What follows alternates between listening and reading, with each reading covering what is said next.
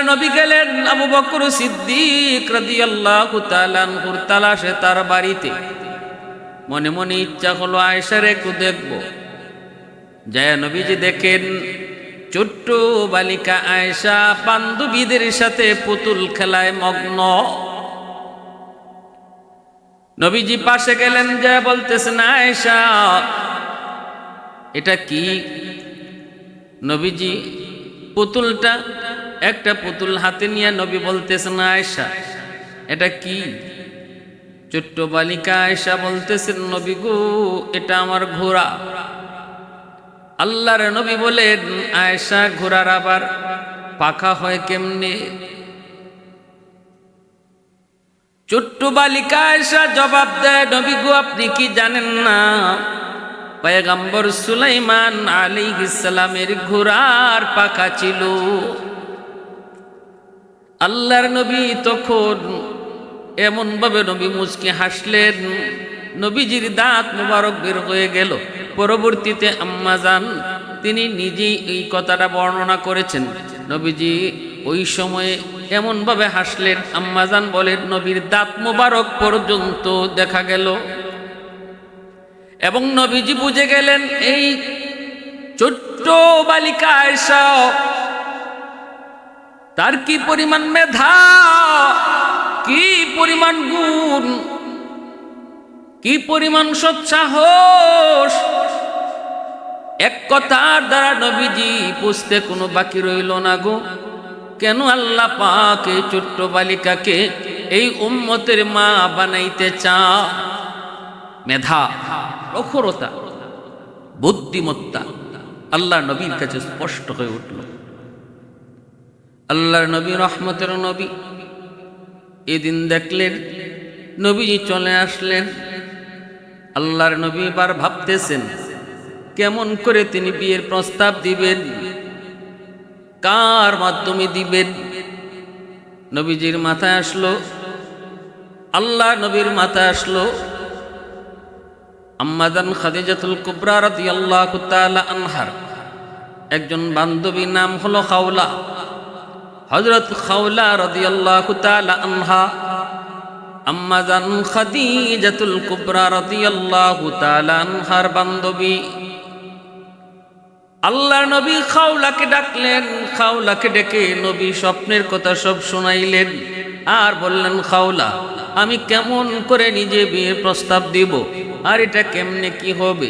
আয়েশা তো এখনো বিয়ের কিছুই বুঝে না, অথচ আমার আল্লাহ পাকের মানসা, আল্লাহ পাকের ইচ্ছা আয়েশার জন্য যেন আমি বিয়ের প্রস্তাব দেই। জিব্রাইল আমাকে পরপর 3 দিন রুমালের মধ্যে আয়েশার ছবি দেখাইছেন। ও খাওলা তুমি আমার পক্ষ থেকে আবু বকরের স্ত্রী আয়েশার মা উম্মে রুমানের কাছে যায় বিয়ের প্রস্তাবটা তুমি পাঠাও। আবু বকরের কাছেও আমার পক্ষ থেকে বিয়ের প্রস্তাব পাঠাও। খাওলা তিনি গেলেন সিদ্দিক আকবর রাদিয়াল্লাহু তাআলা আনহুর বাড়িতে। যায় তিনি সিদ্দিক আকবরকে পেলেন না, কিন্তু ওনার বিবি সাহেবকে তিনি বাড়িতে পাইলেন। সালাম দিয়া বসলেন, কথা বললেন। এরপরেই তিনি বলতেছেন, ও উম্মে রুমান আমি একটা প্রস্তাব নিয়ে এসেছি। কিসের প্রস্তাব? কই বিয়ের প্রস্তাব। কার জন্য? তো কই তোমার ছোট্ট মেয়ে আয়েশার জন্য। উম্মে রুমান কয়, খাওলা কার পক্ষ থেকে বিয়ের প্রস্তাব গো? তখনই তিনি বলেন, আল্লাহর নবী, দয়ার নবী, দু জাহানের বাদশাহ রাহমাতুল লিল আলামিনের পক্ষ থেকে।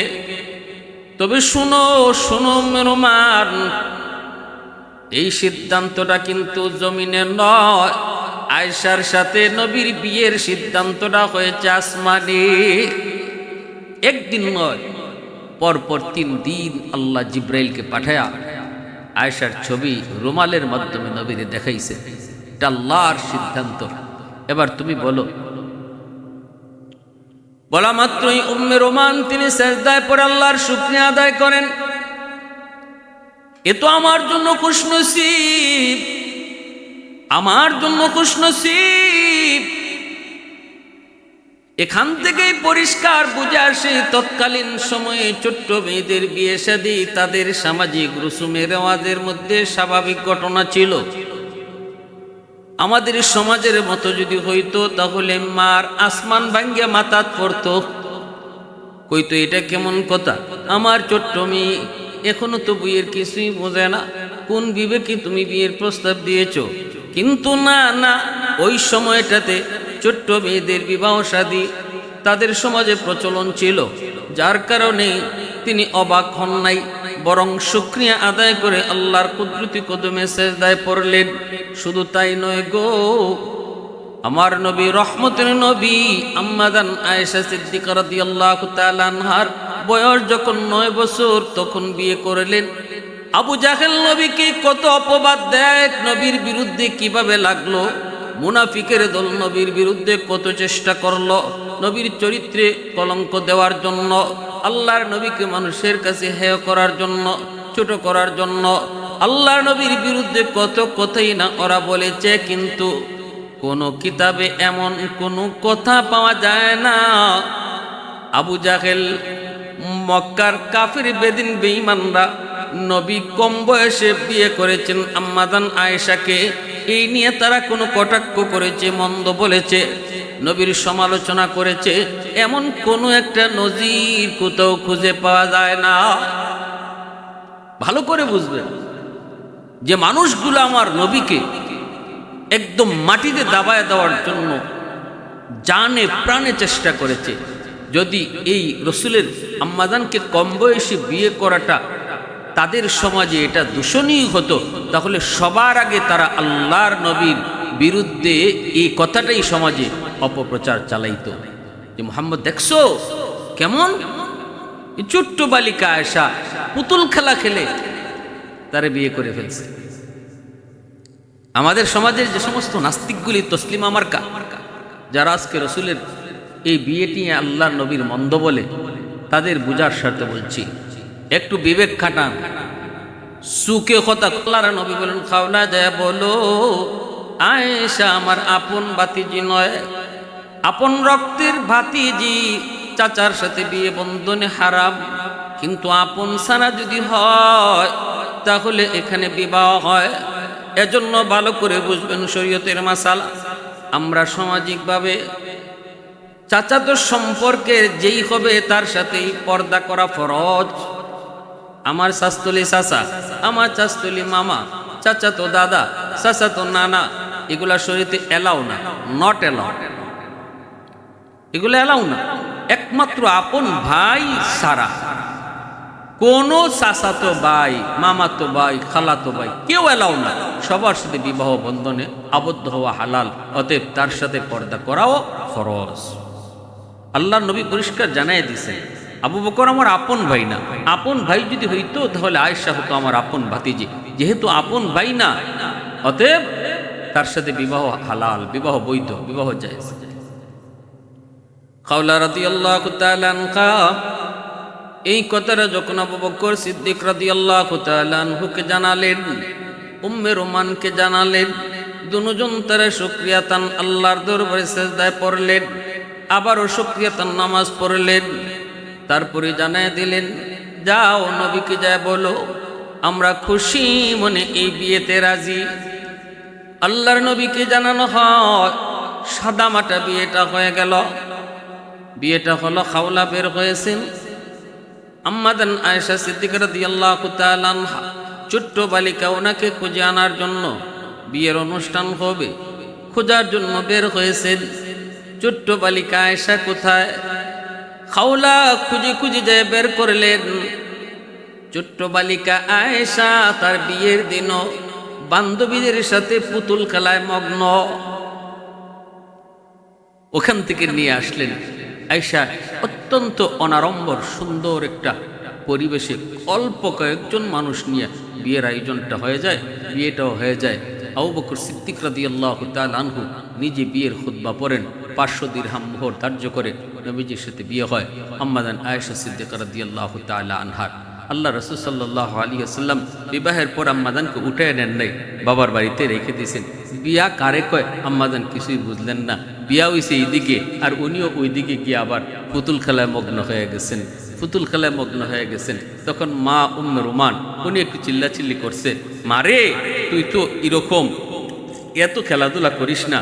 একদিন খেলাধুলা যাওয়ার জন্য তিনি আটকায় রাখছেন। আম্মাজান একটু বকাবকি শুনছেন মার কাছ থেকে। তো ছোট্ট বালিকা তো কিতাবের মধ্যে আসছে আম্মাজান একটু চটপটে ছিলেন, একটু চঞ্চল ছিলেন, ছোটবেলা থেকে একটু চঞ্চল ছিলেন, খেলাধুলায় দৌড়াদৌড়িতে একটু কি ছিলেন। তো একটু মা বকাবকি করছেন, নবীজি আসছেন দেখার জন্য। দেখেন বালিকা আয়েশা তিনি দরজার পাশে দাঁড়ায় কাঁদতেছেন।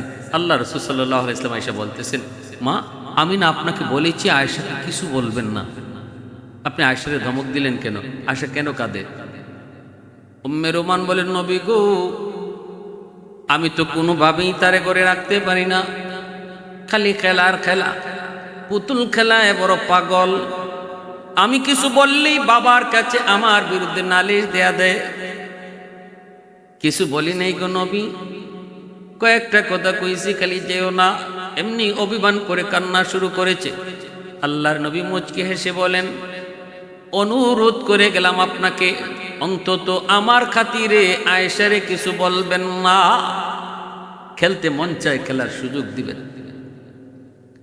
এভাবেই আল্লাহ রাসূল সাল্লাল্লাহু আলাইহি ওয়াসাল্লাম একসময় হিজরতের আদেশ পেয়ে গেলেন। রাসূল করিম সাল্লাল্লাহু আলাইহি ওয়াসাল্লাম মক্কা থেকে মদিনায় হিজরত করবেন। আবু বকর সিদ্দিক রাদিয়াল্লাহু তাআলা আনহুকে নিয়ে আল্লাহর রাসূল প্রস্তুত হলেন। রাসূল রেডি হয়ে গেলেন, গারে সুরে অবস্থান করলেন 3 দিন 3 রাত। আল্লাহ রাসূল সেখান থেকে মদিনায় রওনা দিলেন। নবীজি মদিনায় চলে আসছেন।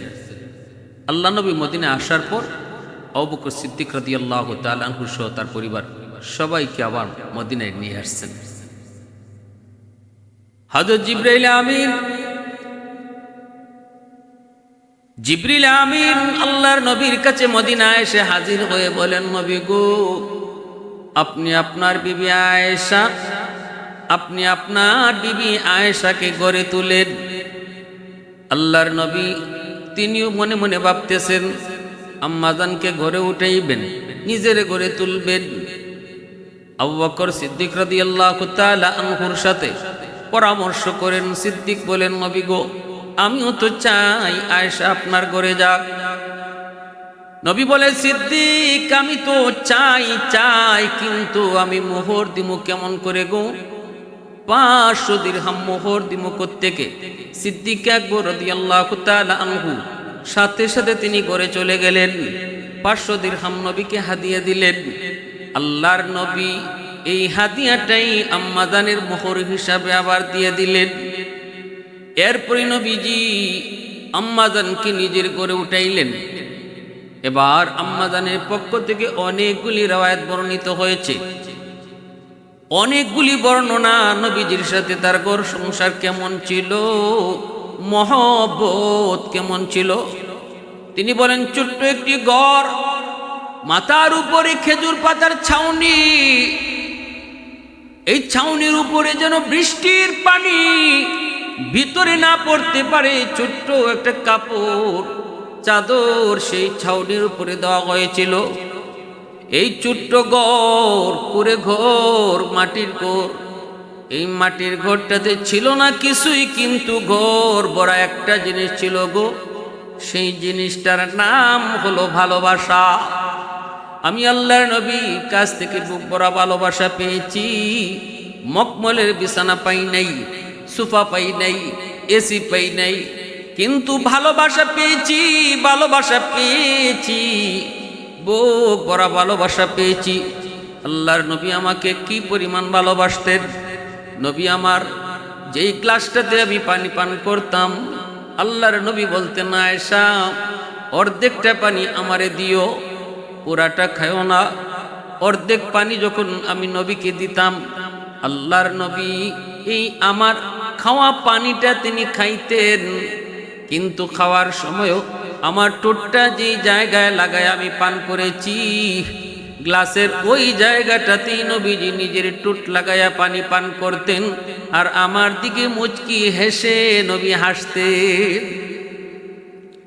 শুধু তাই নয়, গোশত খেয়েছি। নবীজি বলে, আয়েশা হাড্ডির গোশতটা সব চাবায় খেও না, আমাকে কিছু দিও। আমি যদি হাড্ডির গোশত নবীকে দিতাম, মায়ার নবী আমি যেখানে লাগে দাঁত লাগায় কামড় দিয়েছি ওই জায়গাটাতে তিনি কামড়ায় গোশত খাইতেন। আর মহব্বত তিনি বুঝাইতেন, ভালোবাসা তিনি বুঝাইতেন। আমিও আল্লাহর নবীকে আমার জানের চেয়েও বেশি মহব্বত করতাম। ভালোবাসা ছিল কি পরিমাণ মধুর সম্পর্ক ছিল।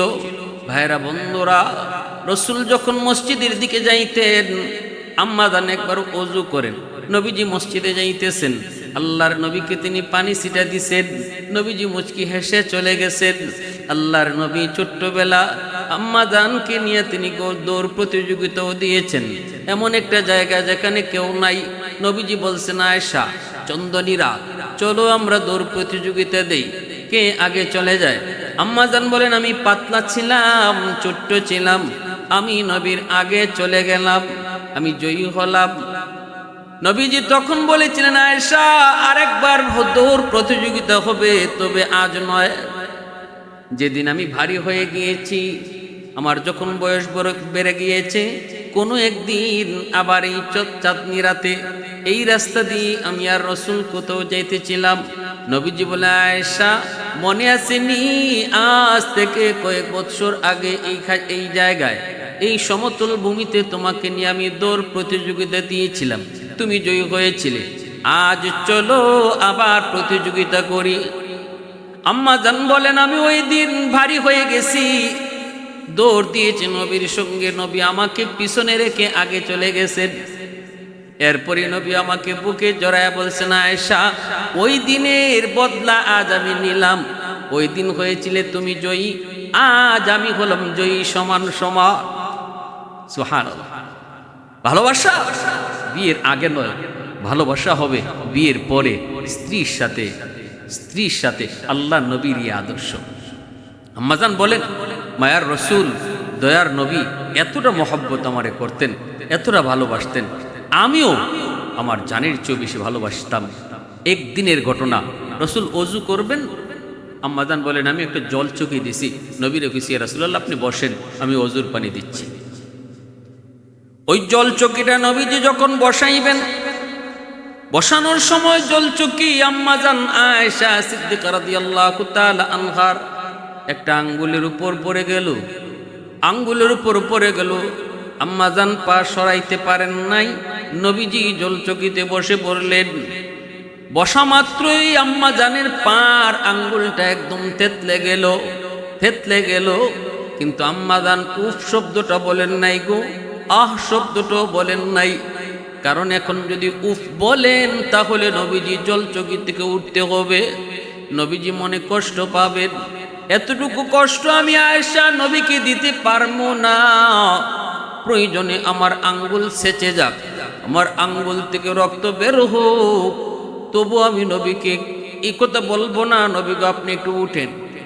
আল্লাহ নবীকে ওযুর পানি দিতেছেন, নবীজি তো এদিকে জানেন না আম্মা জানের পায়ে থেকে রক্ত।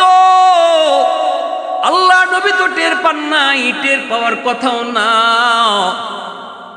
নবীজিকে ওযু দিতে ওযুর পানি গড়ে দিতেছেন, ওযুর পানির সাথে নবীজি দেখতে পেলেন রক্ত পানির সাথে যাইতেছে।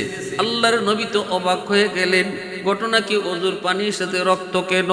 নবীজি এবার চমকে উঠলেন, পিছনের দিকে তাকাইলেন, দাঁড়ায় গেলেন।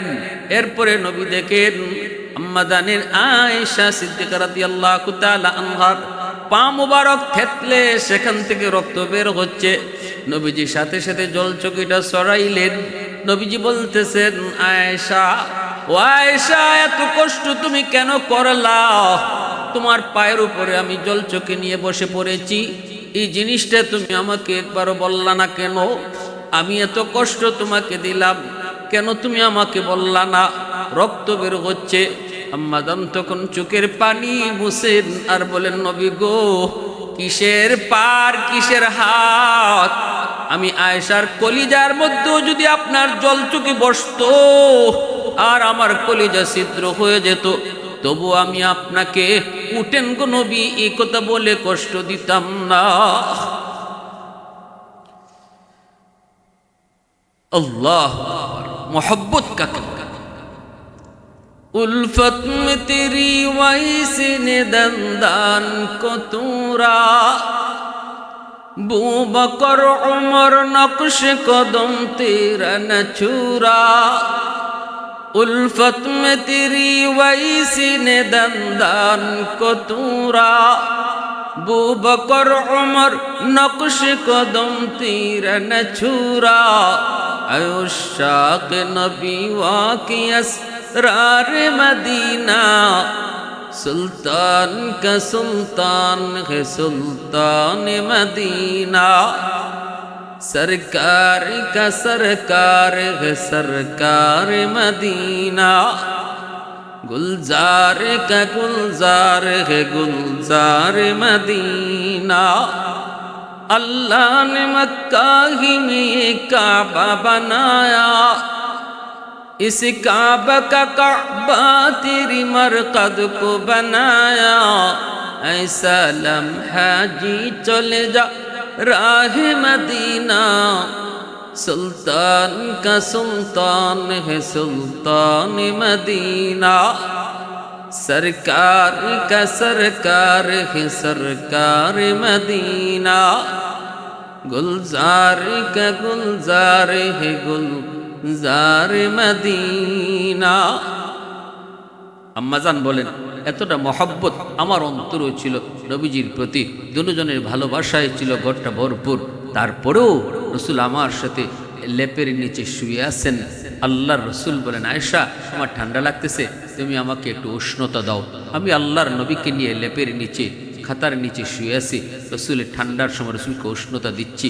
ওই অবস্থায় আল্লাহর নবী হঠাৎ করে আমার ঘুম ভাঙলো, আমি দেখি নবী আমার পাশে নাই। আমি ঘুম থেকে উঠলাম, তাকায় দেখি আমার পাশে আল্লাহর নবী সাজদায় পড়ে আল্লাহর কাছে কাঁদেন।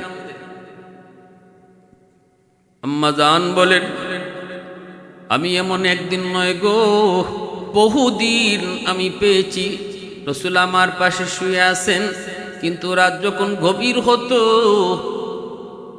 আমি আয়েশা শুধু নয় দুনিয়ার সব মায়া মহব্বত কি পিছনে পালায়া সেই মালিকের ভালোবাসাকে প্রাধান্য দিয়া নবী সেজদায় পড়ে যেতে। এত সুন্দর রূপসী একজন বিবি যাকে আল্লাহর নবী হুমায়রা বলে ডাকতেন, আল্লাহ নবী হুমায়রা বলে ডাকতেন। আল্লাহর নবীর বিবিদের 9 জন বিবির মধ্যে আম্মা জান আয়েশা সিদ্দিকা রাদিয়াল্লাহু তাআলা আনহা তিনি ছিলেন একমাত্র কুমারী, তিনি ছিলেন একমাত্র কুমারী, আর সবাই ছিলেন বিবাহিতা। এমন একজন কুমারী সুন্দরী বিবির পাশেও নবী শুইছেন। তারপরেও এমন একদিন 2 দিন নয়, আম্মা জান বলেন প্রায় দিন নবীজি আমার পাশ থেকে উঠে যেতেন মহব্বত এক অদৃশ্য ভালোবাসার টানে। কি সে অদৃশ্য ভালোবাসা, যে ভালোবাসার সামনে আমি আয়েশার ভালোবাসা কিছুই নয় গো। তিনি আর কেউ নন, তিনি হলেন আমার আপনার মালিক, তিনি হলেন আমার আপনার মালিক, তিনি হলেন আমার আপনার মালিক। আলহামদুলিমান কদ্দারা খাইরান ওয়া খাবালা, আলহামদুলিমান কদ্দারা খাইরান ওয়া খাবালা, ওয়া শুকরু লিমান সাওয়ারা হুসনাও ওয়া জামালা। ফরদুন সামাদুন আন সিফাতিন খালকি বারিউন, রব্বুন আযালিয়ুন খালাকাল খালকা কামালা। মহব্বত আর ভালোবাসা একমাত্র কার জন্য? আল্লাহর জন্য। মান আহাব্বা লিল্লাহ ওয়া আবগাদা লিল্লাহ ওয়া আ'তা লিল্লাহ ওয়া মানআ লিল্লাহ ফাকাদ ইসতাকমালাল ঈমান। আল্লাহ রাসূল বলেন, যে শুধু আল্লাহর জন্যই কাউকে ভালোবাসে, আল্লাহর জন্যই কারো থেকে দূরে থাকে, আল্লাহর জন্যই কাউকে দান করে, আল্লাহর জন্যই কাউকে দান করা থেকে বিরত থাকে, সে প্রকৃত মুমিন, খাঁটি মুমিন। দুনিয়ার ভালোবাসা, স্বামী স্ত্রী ভালোবাসা বলি, ভাই বোনের ভালোবাসা বলি, বন্ধু বন্ধুর প্রতি ভালোবাসা বলি, সব ভালোবাসা হবে একমাত্র কার জন্য? আল্লাহর জন্য। তখনই সেটা আল্লাহর জন্য হবে যখন সে আল্লাহর ভালোবাসার সামনে সব ভালোবাসাকে বিসর্জন দিতে পারবে। বোঝা গেল দুনিয়ার ভালোবাসা এটা সে আল্লাহর জন্যই ভালোবেসেছে, আল্লাহর ভালোবাসাকে সে প্রাধান্য দিয়েছে। আম্মা জান আয়েশা সিদ্দিকা রাদিয়াল্লাহু তাআলা আনহা বলেন, আল্লাহর নবী রহমতের নবী একদিন আমার পাশে নাই। আমি ঘুম থেকে উঠে দেখি রুমেও নাই। আমি নবীজিকে খোঁজার জন্য বের হয়েছি। আমি মনে মনে ভাবতেছিলাম নবী অন্য কারো বিবির ঘরে চলে গেছেন, কিন্তু না, খুঁজে খুঁজে আমি যে দেখলাম মদিনার পাশেই কবর জান্নাতুল বাকি, সেখানে নবীজি যায় কবরস্থানে যায় কাঁদতেছেন। আল্লাহর নবীর পেছনে দাঁড়ায় এই দৃশ্যটা দেখে আমি চুপি চুপি আবার চলে এসেছি। মনের ভিতরে আমার সন্দেহ ছিল নবীজি মনে হয় অন্য কোনো বিবির ঘরে চলে গেছেন। আল্লাহর নবী ঘরের ভিতরে ঢুকার আগে আগে আমি আবার বিছানায় শুয়ে পড়ছি, যেন নবী টের না পান আমি যে নবীকে ফলো করেছি, সন্দেহ করেছি, এটা যেন আল্লাহর নবী বুঝতে না পারেন। আমি বিছানায় শুয়ে পড়েছি, ঘুমের বান করেছি, কিন্তু নবীজি ঘরের ভিতরে ঢুইকা তিনি আমার ঘন ঘন শ্বাস, এটা বুঝেই নবী টের পেয়ে গেছেন। নবী বলতেছেন, আয়েশা ঘটনা কি একটু কও, আয়েশা একটু বলো কি ব্যাপার। তখন আমি ঘুম থেকে উঠছি, আল্লাহ রসুলকে বলতে যে রাসূলুল্লাহ কি হয়েছে।